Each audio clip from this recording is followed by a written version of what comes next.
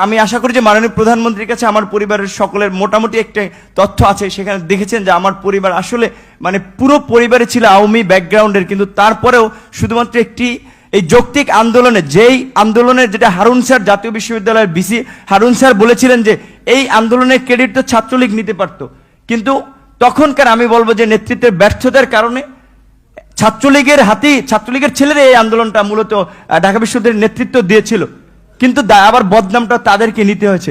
Information গ্যাপের কারণে এই অনাকাঙ্ক্ষিত পরিস্থিতিগুলো হয়েছে।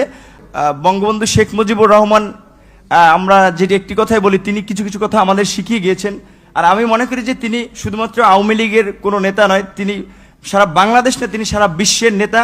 সুতরাং যারা বঙ্গবন্ধুর আদর্শের কথা বলবেন তারা এই জিনিসটা ধারণ করবেন, এবং যারা দেশরত্নের শেখ হাসিনার কর্মী হিসেবে পরিচয় দেবেন, তার যে স্লোগান উচ্চ আদর্শ ও সাদামাটা জীবন, এটাই হোক ছাত্র রাজনীতির বৈশিষ্ট্য, এটাও প্রত্যেকে ধারণ করবেন।